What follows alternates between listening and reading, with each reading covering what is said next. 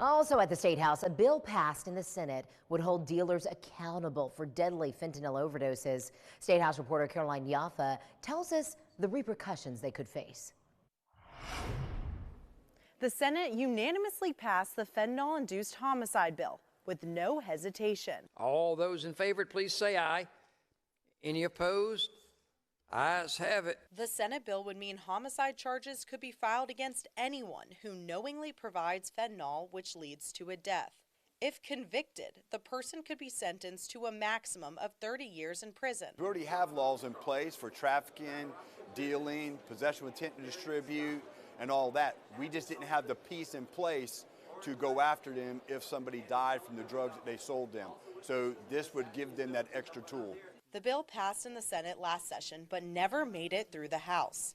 Senator Brian Adams believes the bill would give family members who have lost a loved one to fentanyl a sense of closure. I'm a retired law enforcement officer, and over my years, I worked narcotics undercover, and I've watched fentanyl coming into our state and how it has negatively impacted our communities in such a devastating way so rapidly. Representative Seth Rose is a member of the Criminal Law Subcommittee. He supports targeting dealers, but believes there could be confusion with the wording of the bill. It causes the death. There's no questions.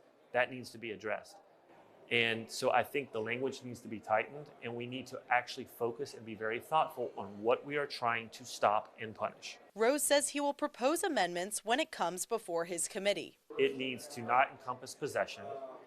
And I think it also needs to be that there is an element where it must have been sold.